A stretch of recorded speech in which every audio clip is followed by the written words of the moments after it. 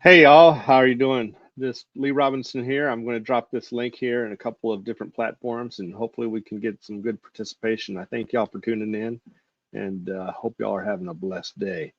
Let me tag this, drop this in just a couple more spots, and actually, I think we're good. We'll just leave it like it is. So I don't want to get into a bunch of gossip. Some people like to do that kind of stuff. Not us. We don't want to do that. We don't talk about people here. I know a lot of people do that, but we don't do that here. So keep it professional. And let's see that. Boom. Let's show that. Thank you for tuning in. So I have over the last few days, and actually about 6 months ago, I created a list of topics that I wanted to discuss. But over the last few days, I've gone back and revised that and looked at it again. And some of those topics I want to briefly introduce, but we'll go into them in much greater detail later on. Okay, so I wanted to do this to kind of kick off the channel, just stick on my YouTube and my website for the most part, and hopefully y'all can like and subscribe and share and stay in contact with me. If you do support our program, copy this video link and drop it on whatever platforms you use. We have some new hats that I don't have one with me right now. They look similar to this, but the font isn't quite as good as I would have liked for it to be, but they're the button type in the back, so they're adjustable, unlike the current hats that we have that are fitted. Um, the I may give some of those away. Okay, I know I'm going to give some of them away. When I'm going to do that, the buyers will have to pay for the shipping, but they won't have to pay for the hat. The T just looks a little bit like an I, but if you look closely, it is a T. But I would like for it to not have to look closely. So we're going to give some of those away. They do say American Sentinel Canine on them. They're blue hats, very similar to this, but with a button snap and a white mesh top. We'll just ask for the buyers or the people that want one to cover the shipping on that. We appreciate your support for that. So that's the way. If you help us with the like and share and subscribe and whatnot, let us know and we'll send one out to you if you like for us to. Um, so somebody said, "Hey, what's up, everybody? Thank you for tuning in, Jacob." Then we have, "Hey, brother, love your work.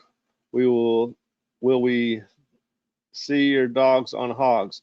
We used to have videos on YouTube of the dogs catching hogs, but YouTube was giving our channel strikes. They said that that was violent or graphic content, and for the most part, YouTube's been pretty good with us, but they didn't like the hog videos, and I can understand why. And when you present a hog hunting video, you need to put more than just the dog running in there catching the hog, and then the elimination of the hog and whatnot. And then that way they won't give you strikes. If you describe what's actually going on and make it educational, for example, if you talk about the training or something along those lines and explain what's going on, then they don't seem to have a problem with it. Maybe. I'm not 100% sure of that. But the reason why I say that is because there are some hog hunting videos on YouTube, but we had to move all of ours to a Rumble account or our Facebook page. So every platform does have its problems. All right. But that's why there's not hog hunting. But if you want to see the hog hunting, you can go to my Rumble page and or to my X platform and see it. If you want to see a hog hunting video, go to my Facebook page and I'll just send me a message and I'll send you a hog hunting video there. And these are wild hogs. There's no code words here. These are actual hogs. I don't participate in anything illegal, so I normally don't say any disclaimers like that because we run a legitimate business. All right. Let me go back to remove this banner. Let me show you that one instead. Like, subscribe, and share. Let's see what other comments y'all have. All right, as long as it's in a pin, YouTube is usually, no, you can't have it in, oh, not in a pin. No, that's not true. None of our videos were in a pin. All of our videos were wild caught, but they said it was graphic content. Catching a hog in a pin is illegal. So all of ours were legal. I like those Sorrels dogs you have. Thanks for the work, by the way. Great dogs. I appreciate it. Why don't y'all drop me a topic? Thank you for all the support and comments, guys. But if you have a topic that you would like for me to elaborate on, something that you think might be educational, that'd be great. For now, let me discuss why should you avoid people that have 100% success? All right. There are some people out there that if they have 100% success, you can pretty much guarantee that you're dealing with a rookie because no experienced man that has a lot of experience has 100% success. Anybody that claims that they have 100% success has probably done something only once and got lucky. Because when you do things again and again and again, you're going to have failures along the way. And this is one of the things that I like about the American Pit Bull Terrier is that it is a very determined animal. And so I try to keep that trait for the American Sentinel as well. You know, people think, I got a comment the other day that somebody said something about dog fighting. Look, we are not interested in doing anything illegal here. Determination, however, it can be called multiple things. It could be called gameness. It could be called stubbornness. It could be called willpower. It could be called commitment. So whether you think of it as a negative or a positive, like stubborn is a negative, but commitment is a positive. I'm looking for a determined animal that we can direct into a legal activity, whether it be hog catch work or protection work. And some people use it for dock diving, some people use it for wall climbing, some people use it for weight pull, some people use it for sled uh, uh, uh, well, weight pull is a sled, but I've seen some people that do it like sled races. There's a lot of different things that you can do, whether it be hog catch, protection work, or something else that I've done. I like the high drive dogs, but I don't just want drive. I want stability as well. I need a dog that's able to be trusted with the family because there's different types of pit bulls or other types of breeds, what mastiffs and whatnot, that you might have a high drive individual, but it's unstable. Well, who wants that? You can't trust that. And maybe you can use that for a particular task, but I'm not interested in any illegal tasks. I'm looking for legal applications that we can use our dogs for. So because of that, I need stability, right? I'm not putting an animal in a cage and letting it do something in a cage where I'm secure and safe on the outside of the cage. No, I'm working with my animal. And because I'm working with my animal, I want to know that it's not going to turn around in the excitement and tag me or another individual, whether it be a loved one or even an innocent bystander. We don't want that. Stability is extremely important. So by having malleability, which means trainability, intelligence, athleticism, stamina, agility, drive, commitment, confidence, solid nerves, you end up with a dog that can just do about anything. All right, somebody here had a question about conditioning a home guardian. All right, there's a couple of things that you can do here. I don't know not everybody has the same access to trainers. Some people have access to trainers on a regular basis, and some people don't. If you don't have access to a lot of trainers, it's not the end of the world. There are some certain things that you can do that will tip the scales in your favor for home guardian type of work. Some of you may have heard of the game Ding Dong Ditch. Well, don't play Ding Dong Ditch because people today have been getting shot for something like that. But you can do something similar to that on your own home with your dog by having a friend come over and knock on the door or open the door without being invited or ringing the doorbell, and you just say, "What's that?" or "Who's that?" or something along those lines. And a lot of times the dog will learn to alert by just being conditioned to something like that. Or you can have a person sneak around in the bushes from a distance. And what you're doing is you're tapping into the dog's natural suspicious behavior, not necessarily insecurities. There's different types of suspicion. There's suspicion that's fear-based, which personally I'm not a big fan of because fear-driven dogs a lot of times can be unstable. But then there's also suspicion about something over there just looks suspicious. I need to check it out. And that's more of the type that I'm looking for. I like a dog that's high prey drive and it's got enough defense to be reliable, but not so much that it's insecure and scared of everything. So you can have somebody do some sneak behind the bushes or behind the car and just acting in a suspicious way. And that a lot of times will develop a huff and a puff and a bluff so to speak. For some dogs, that may be it. But then for a good dog, you may have huff and puff and approach and do more than that. So you have to start off with that basics and see if your dog has the potential to go further. And then you want the dog to earn the win. One of the mistakes and things that I don't like seeing in protection dog trainers is they give the dog the victory. Don't give the dog the victory. Let them earn it. Okay. And by earn it, I don't mean push them too hard. I just means even if it's at a very elementary and very basic level, they need to take that victory because they're going to know if you put the sleeve in their mouth. Rabbits don't jump in the mouths of the wolf, right? And bears don't lay down and say, I'm going to let you defeat me. No, if you're going to play an adversary, you need to be an adversary. And this is one of the things that I actually learned about from the game dog world when reading books about how they would school dogs. And I took that same methodology and applied it to protection work. Their first experience doesn't need to be something that's fake. It doesn't need to be something that's play. You can do bite work and stuff like that, but that's not protection work. Protection work is different than bite work. Bite work can teach a dog how to grip properly. And some people say, well, you don't need to teach a dog how to bite. That's like teaching a fish how to swim. They just automatically know that. Yes and no. All right. So when you look at wolves, wolves will injure prey and their cubs will actually have to learn how to properly bite and kill and subdue their prey.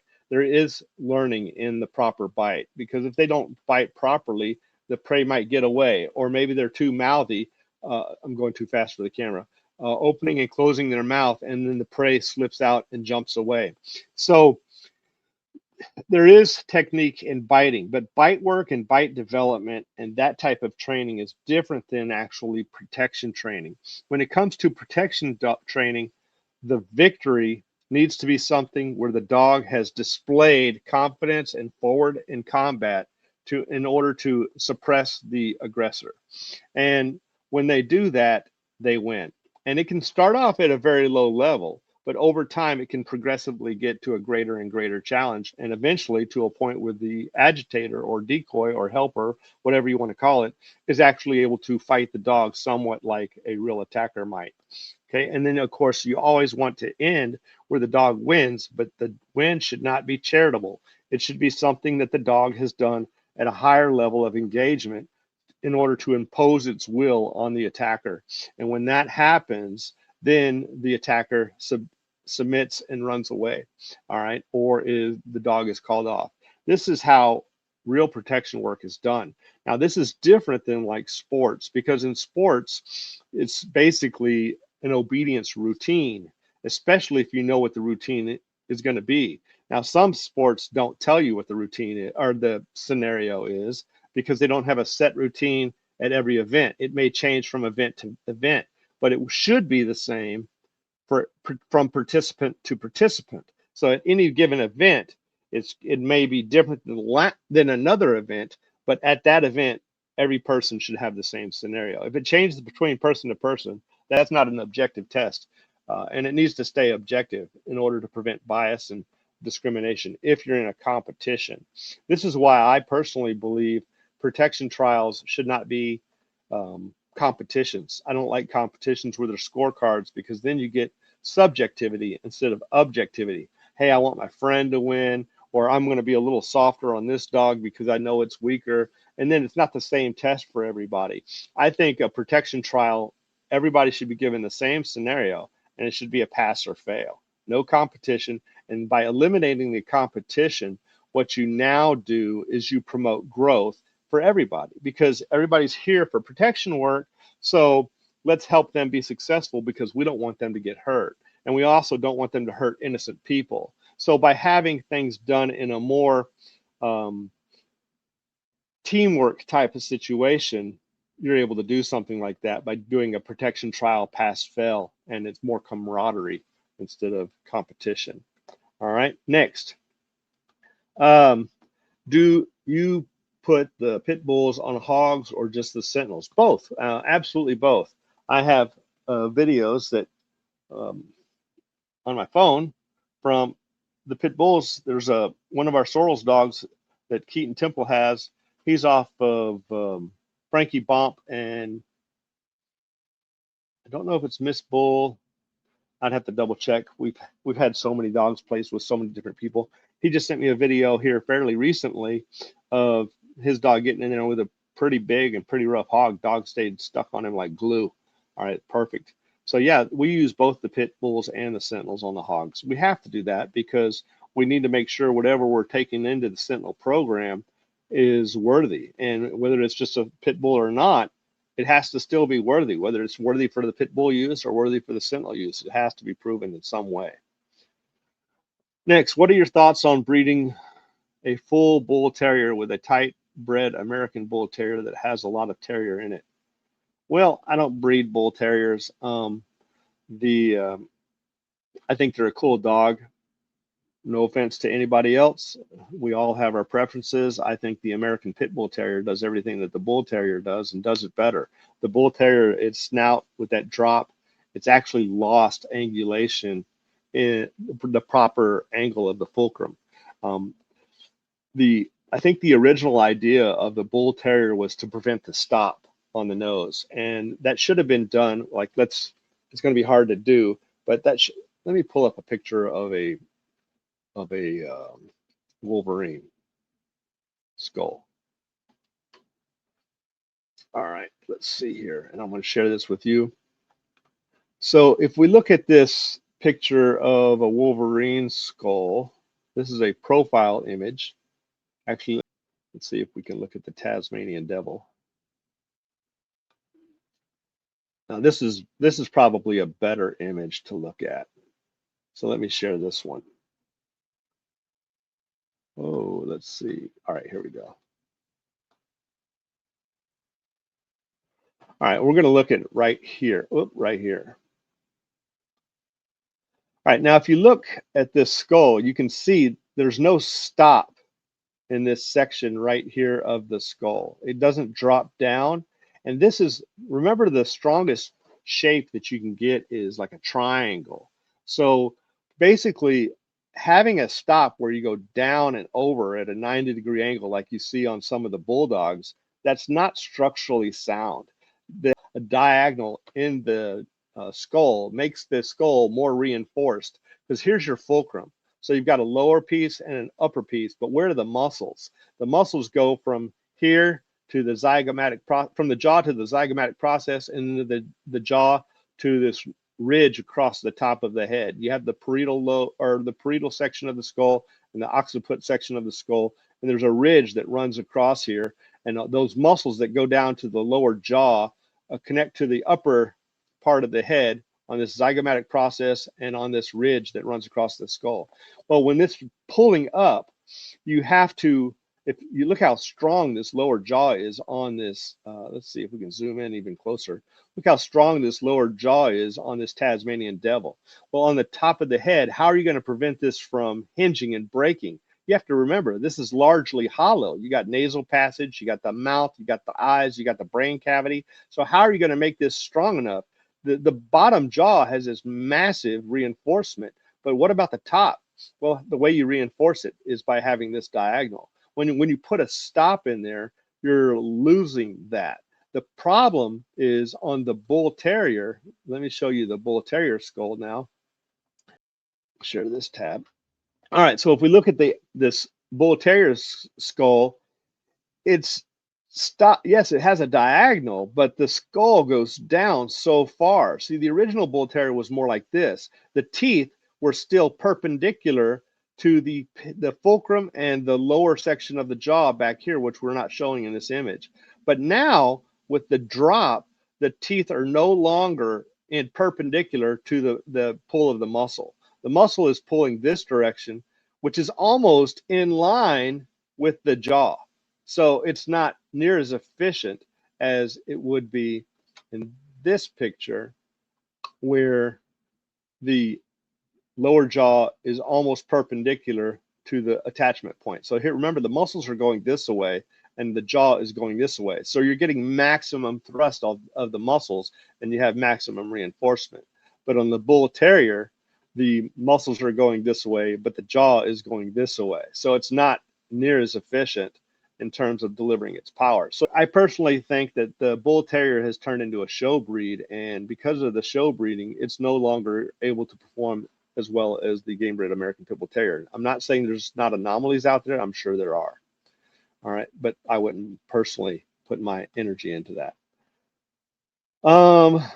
Let's go back up to here just a second. Let me get rid of that and go back to the comments. All right, let's see. Pups genetics shined through the other day. Dude looked at boy, boy squatted, dude said, cute dog, boy stacked up and let out a huge offensive bark. Dude kept walking. Not sure who that is, but if it's one of our dogs, that's great, doing what he's supposed to do. Okay, next. Said his ability to sense dirt bags is impressive. Not perfect, of course. He's definitely key up on the weirdos. You know, it's interesting how they kind of can detect or detect that type of stuff. Reference to the video. All right, so we have here somebody asking a long question. In reference to the video of the 2 remaining female pups off a scratch and hair trigger, first 1,000 is a steal. My question to you is in regards to evaluating the pups. The smallest brindle only regripped the rag one time in the 3-minute video, but she was more like an anchor on the rag, holding and tugging backwards. The buckskin fawn regripped many times, but when she was on the rag, she had a violent shake and she had a good grip. Of course, this was just a video, but how do you evaluate? Well, they're young. They're just pups. So some of that can be adjusted by proper countering. The problem with working multiple pups at one time is you can't reward what's desired with the proper counter because they also have another dog that's interfering with your ability to give them the reward for the counter. So if the counter is going to be a deeper grip and a shake or pressure, you may not feel the pressure because the other pup's taking some of it. You may not feel an additional pull because the other pup's taking some of it. A deeper grip, I can see that. All right. And I might try to reward that, but the problem with rewarding that one is I might reward the A at the time that B did something wrong, and I end up rewarding B for doing the wrong thing. So in an ideal situation, work one dog and you can a lot of times get past that. All right. Have I ever thought about saving sperm, frozen semen, or embryos from current stock to use in certain traits and characteristics? We do have frozen semen on 2 dogs. We have frozen semen on Frankie Bomp and also a dog named Tate. Tate, I only have enough for 1 breeding, so I don't really talk about it a lot. We're going to do it at some point. Yeah, I need the perfect bitch for him because I only have 1 shot. Now, with Frankie Bomp, the reason we had him collected was because there was a gentleman in California that actually wanted to use his semen. So we had him collected, and while we're there, we went ahead and paid additional to have enough collections done because he was an amazing dog, and I'm very glad to have that done. But I also believe in moving forward, not staying at the same spot. So by constantly refining and testing, I'm always trying to move forward. Now, Frankie Bomp is almost like an exception. He was so incredible that he brought everything to the table that I would want from an American Pit Bull Terrier. So I can definitely go back and use him to some of our females.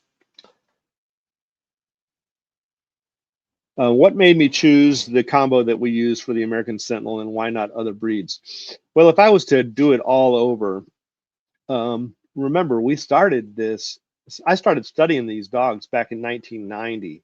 I started breeding these dogs in the year 2000. So yeah, they were pressa around, but they were very far and few between. And a lot of the ones that I saw, well, sorry, this is back in 2000, and well, the presses I saw were mostly from 2003 until 2008. I have seen a few since then, but very few. I saw a lot of pressa from 2003 to 2008, maybe 2010. But that's basically when I stopped working a lot of the pressa. And my experience with the pressa at that time was I saw a pressa with high prey, but no pain threshold and no confidence in combat. They would like go out and destroy a rabbit, but as soon as they met something like a hog that was going to fight back, instant regripping constantly. And there's videos online that you can still see that kind of same trait. I've seen people post hog videos that they're real proud of their pressos and they're all bragging, But if you watch them, they're mouthing and letting go constantly. I personally don't like that. Then I've also seen Pressa that had defense, but I haven't actually seen a Pressa still to this day. I know they exist. I know they're out there, and so maybe I need more exposure to the Pressa today. But that have good prey and good defense and good confidence and good stamina and good agility and good heat tolerance, all these things all wrapped up in one dog. It's just really hard to get. We used the Tosa Inu once. That would be a breed that I would like to actually have more interactions with. I only had one Tosa myself. I had access to a few more. I got to work them. We tried to breed to one of them, and turned out that Tosa had never had a litter, but he was an awesome, awesome dog, but he just never sired pups. Actually, I take that back. The guy that owned him did bring him up here for an artificial insemination one time with one of his females, and he did have pups off of that. I'm certified in AI, so I helped him out with that, and he did have pups off of that. And he had another Tosa Inu that was huge. A lot of people would have loved him. He was like 160 pounds. He was a beast of a dog, big dog, really nice. Um, he would have been a nice one to use. But honestly, the Neapolitan, we've used one. His name was Achilles. Great dog. Unfortunately, um, we do not have very many hip problems in our dog, but every time we've had it, it's been pretty close to Achilles. So that Neapolitan blood is just kind of more prone to have those type of issues. Fortunately for us, I would say maybe 2% of our dogs have like hip problems. So you got like 1 in 50, maybe less than that. And even then, it's always related to Achilles fairly up close. So I'm not a big fan of the Neapolitan blood. They're kind of sloppy. And if you study other programs, you'll find Neapolitans have like hip dysplasia like 35% or 50% of the time. It's a crazy amount. Big dogs, even English Mastiffs may get it from time to time, but English Mastiffs tend to be much more sound structurally than the Neo. And, I like the English Mastiff if you find a good one. The problem is they've been the gentle giant for so many years that finding one that's got the proper temperament to make a good guard dog is pretty rare. But when you find one, they are still one of the strongest dogs out there. They are incredibly powerful dogs. In fact, the strongest Mastiff that we ever used was not my Tosa. It was not Achilles. It was a bitch named Eclipse. She was an absolute hoss, and she was an English Mastiff. But she was an anomaly, very rare. I was blessed to get her, and that was one of the reasons why the American Sentinel program is as successful as it is because that great English Mastiff that we had. Now, with all that said, those of you that follow us know that the American Sentinel is generally speaking going to be far over 50% American Pit Bull Terrier. In some cases, we got one bitch that's 90%. We've got several dogs that are 70 to 80%. But anywhere, most of them are going to be somewhere in that 60 to 70, high 70 percentage, somewhere in that 60, low 60s to high 70 percentage, like 62 to 78, something like that, is where most of them are as far as the game bred American Pit Bull Terrier. That's why I chose those. I think a good Borbal would be a possible candidate. However, I think there's a lot of hype behind the Borbal. They say they hunt lions. Come on, man. They work as a pack. So how much fight can they really have? When the Borbal is in a pack, a lion doesn't want to approach. So it's a lot of huff and puff and bluff. It's not a lot of dogs that are in the Borbals that are going out and actually destroying lions. It's just they have a group. They stay at the house, and a single lion doesn't want to come in to attack, 10 Borbals that are working together. And none of them are real. If they were real true gladiators, they wouldn't be able to live with each other like that. Okay. Not with alpha dogs. Viewing, glad I made it. Thank you for joining us, man. I appreciate you coming in here.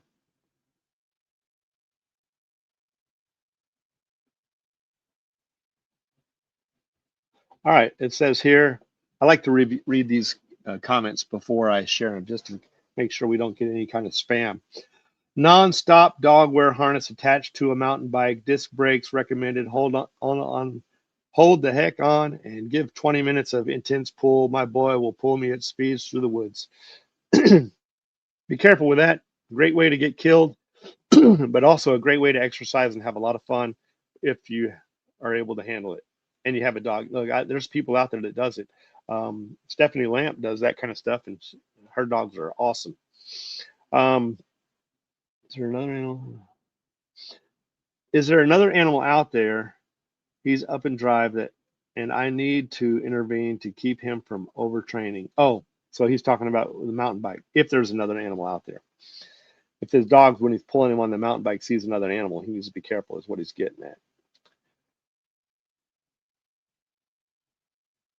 With that level of work capacity, no unarmed man is ready for that.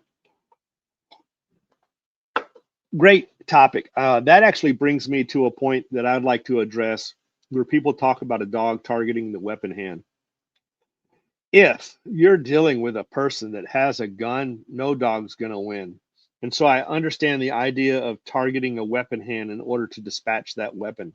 The problem with that is there's a very high chance you're going to get shot or your dog's going to get shot. Or a knife, very high chance you're going to take a very fatal injury or the dog's going to take a very fatal injury. If you're dealing with somebody that has a weapon, you're better off uh, probably yielding and getting out of Dodge, running away, fleeing, finding shelter, security, or having your own weapon. Um, that's just my opinion. Now, in some cases, perhaps you can't do that. And maybe you're trapped in your bedroom and a burglar comes in.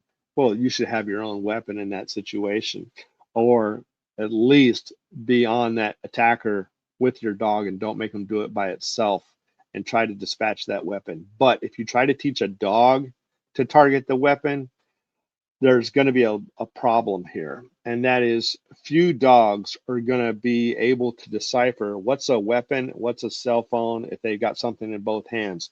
What if they're stealing something with one hand and they have a weapon in another hand? Is the dog really going to be able to distinguish between those two things? And if so, how long is it going to take to do that? So that delay of combat can be life or death. In a very important situation, a life or death conflict, you don't want a stall when it's time to move. You don't want to move too soon, but you don't want to move too late either, because you want to wait till there's a threat clearly evident. But once you know there's a threat clearly evident, you don't want to be slow on your strike. At that point, it's very important to be fast. And if you have to analyze what's a weapon, your dog's going to be slow on the scent, so to speak. All right. Let's see. Where is this? Where? Okay. Hey, how are you, man? It's a big fan of your work. Been watching you on YouTube for a while, and now I really like a pup. From how much do you sell them for? Hey, we have our stuff on our website. Let's see if I can post a comment here.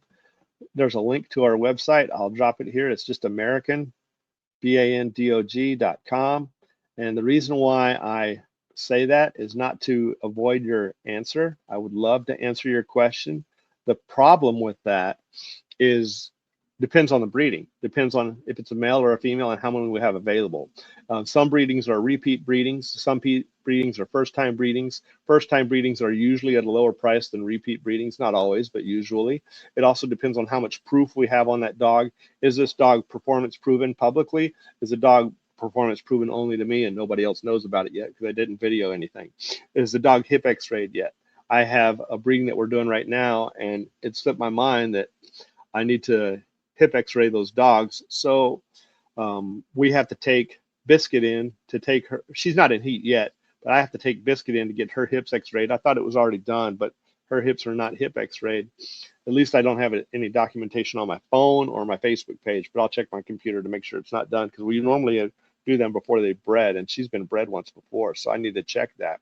But all those types of things come into play. And then you have a dog like Onyx, who's been bred multiple times, and she's getting up there in age, and she's not going to have very many litters yet, and we have a lot of people that want pups like that. So all those types of things. So check out the website, AmericanBandog.com, and you'll see that the pups, the prices vary.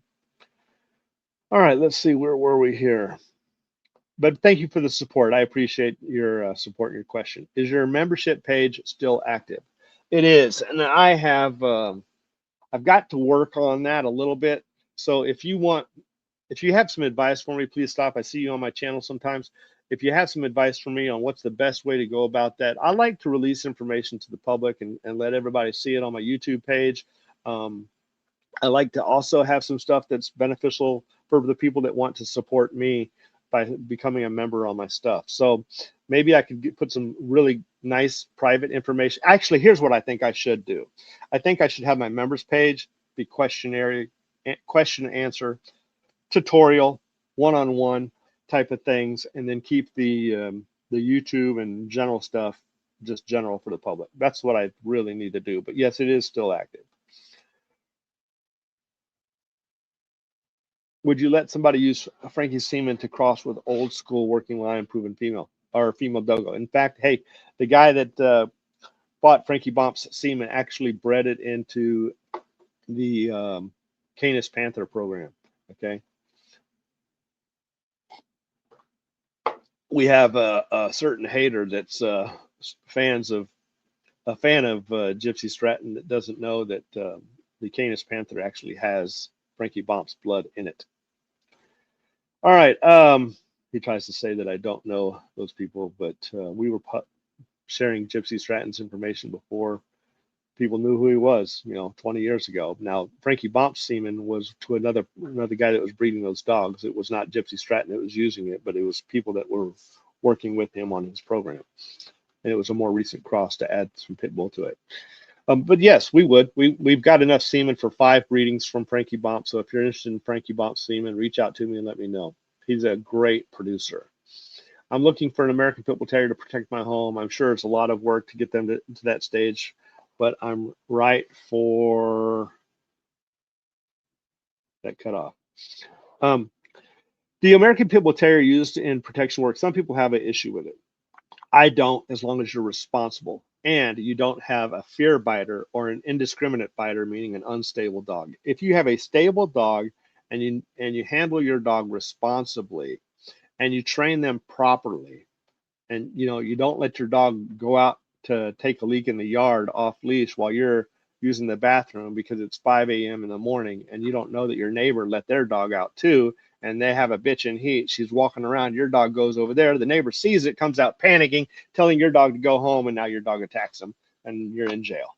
Yep, that's kind of stuff that'll happen, and it gives the pit bull a bad reputation. When you have a guard dog, you have to be responsible about everything it does. You want to prevent breed specific legislation, hold irresponsible owners accountable. Also, the American Pit Bull Terrier gets labeled for all these quote unquote pit bulls that aren't even pit bulls to begin with. So you have to consider all these types of things. And if you do have a pit bull that actually is used in a protective situation in your home, you would probably be okay. But you know that just because it's the stereotypical breed that gets labeled by the media, you're going to have a lot more defense situation to do than if you had your status quo Malinois or German Shepherd, or even the American Sentinel, which is really targeted as a protection dog. Okay, and obviously, even though it has pit bull blood in it, it's actually a little bit different breed. Somebody here said something about the Bully Cuda. I guess they're asking would I use the Bully Cuda in the American Sentinel program. Hard to say. I would really be concerned about their durability. Yes, I know their history. Yes, I know their that well about the breed. I question their durability. They're built like a Great Dane, which is not a durable dog. So, what would happen when they got into something that delivers a lot more power? Um, don't know. I don't know. They're big, but they also comes with a lack of agility, which they tend to not be very agile. If you ever see these dogs work or move, they just don't look like agile dogs. They're agile for their size, and they're agile enough to compete with other individuals of the similar size. But you have them compete with against something else that's more capable. It's a whole different thing. Now, even though I personally am not in that venue tests all aspects of physical capabilities. MMA for human beings, you take an MMA fighter, they could play basketball, they could play baseball, they could play football, they could play, hockey, they can do gymnastics. They're so well rounded as an athlete that you take that athlete and you use it for your specialized venue. And that's what I've done is I've taken like the pit bull and used it in the Sentinel for protection work or hog work, or I use the pit bull and use it in hog work or protection work. But if you want to use it for wall climb, great. They excel. They probably hold the record, right? Pound for pound, they're awesome. Please stop. Slam unfortunately passed away. He was at Keaton's place, and while he was at work, neighbor had what do you call them, a skid steer crew come over and cut a bunch of trees. And unfortunately, during that situation, Slam lost his life. It was very upsetting to me because he had not even been there for very long, but he had already started catching hogs. But we didn't have any documentation on it. But he was doing great. Man, he was one of my favorites. It's a very unfortunate loss.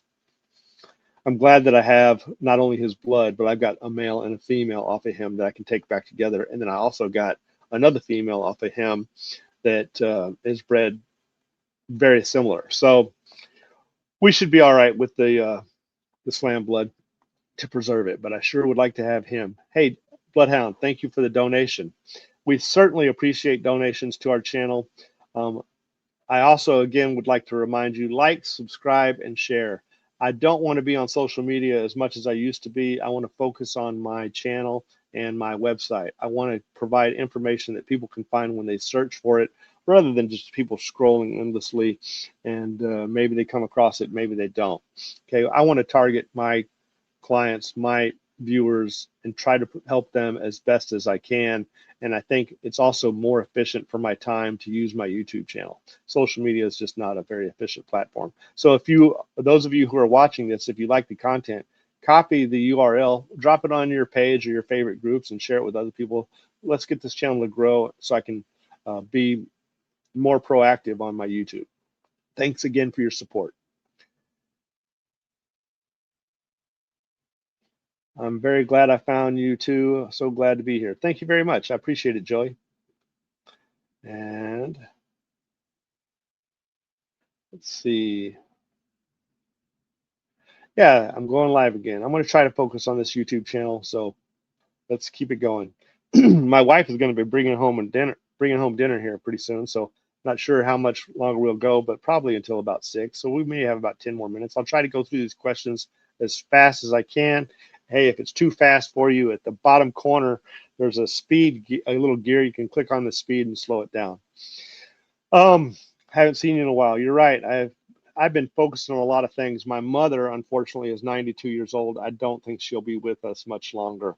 I had just a week and a half ago, I spent 90 hours in the hospital with her in 1 week. I was up there for 30 hours 3 times, and my wife was up there 2 other times for 30 hours. So she herself spent 60 hours with my mother, and we're probably going to lose her pretty soon. And she's struggled with her health over the last few years. She's lived a great life. She's a dedicated Christian.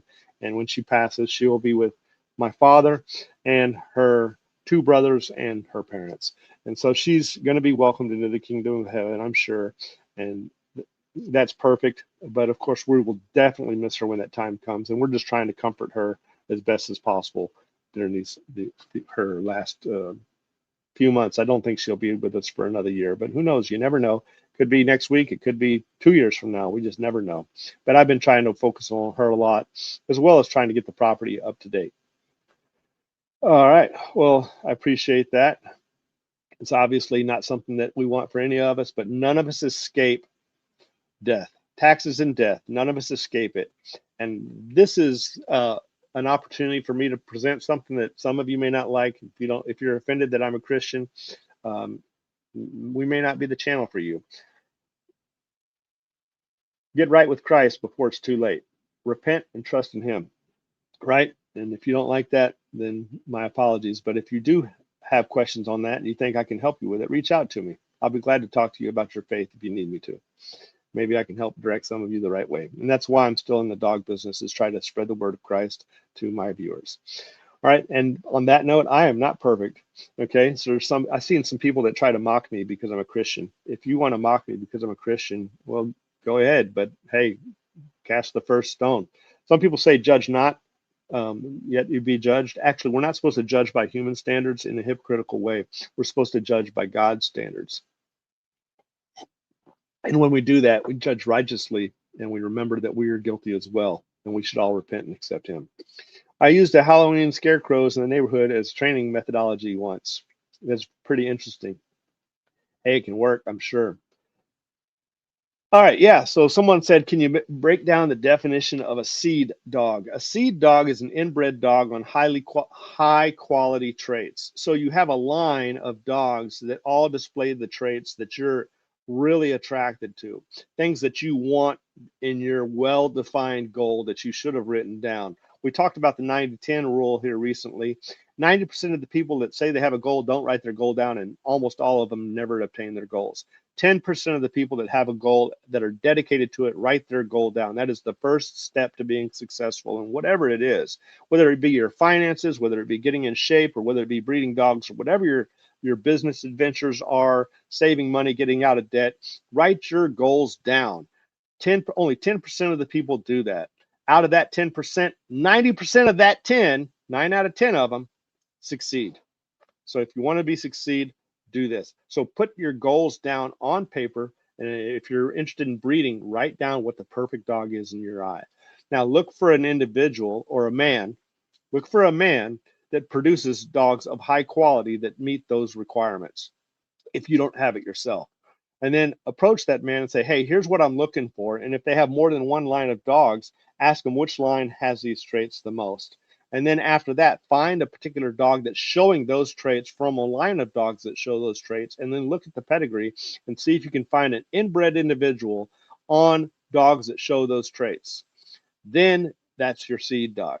And then you can check it to see if it's potent, what they call prepotent, by breeding it maybe with a dog that doesn't have those traits. But if you do that, you may have to cull a lot. And you can see what happens in the pups. This is called a test cross. When you do a test cross, if those puppies all grow up to be dogs that are perfect, you said, man, I could breed these, but do you really want to?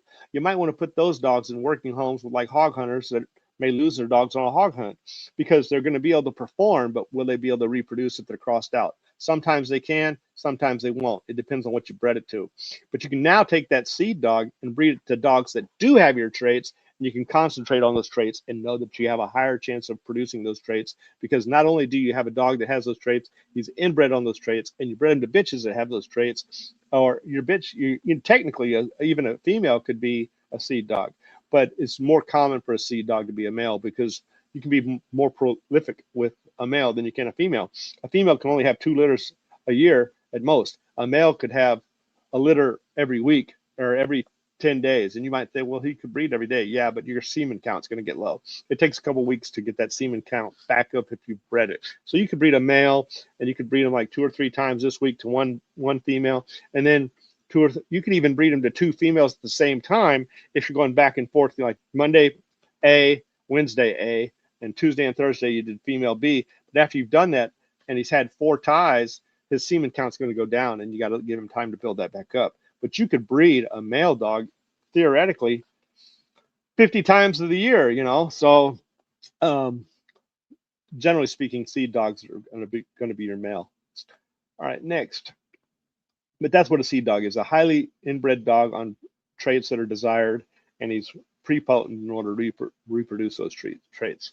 Ryan Keaton is working on the canary dog. What do you think about the canary dog? We discussed that earlier. From what little I know about the breed, they're pretty much a band dog, at least the original bloodlines. Earlier I discussed that. You can rewind the video at the beginning if you want to watch it, but I'll briefly say I have not worked a lot of the Presa. I know there's the Dogo Canario and also the Presa Canario.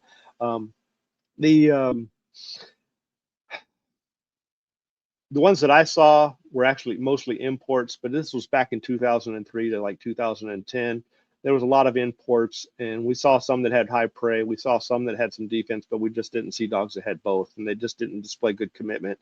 And when you see these dogs catching hogs, they tend to be very mouthy and not committed like I would want them to be. And then, they're also going to suffer in the air department, which means they don't have a lot of stamina and agility and things like that. Now, are there good ones out there? I'm sure, and I hope that Ryan is successful in pursuing that. The guy that did the scarecrow, he said the dog started striking the scarecrow and came in and started attacking various angles. I found you through Grok. Pretty cool. I'm glad to hear that X and AI is sending people my way. That's pretty cool. Yeah, I appreciate your concerns about my mother very much indeed. I believe so. This individual says, I believe you and Madison Parker have the same bloodline of dogs, but they have changed in the traits, like physically or mentally, or certain traits.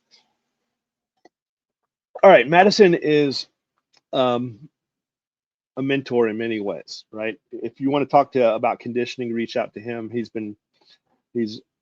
he knows the pit bull like very few. He knows bloodlines in and out, man. You can talk to him about bloodlines, and he can tell you who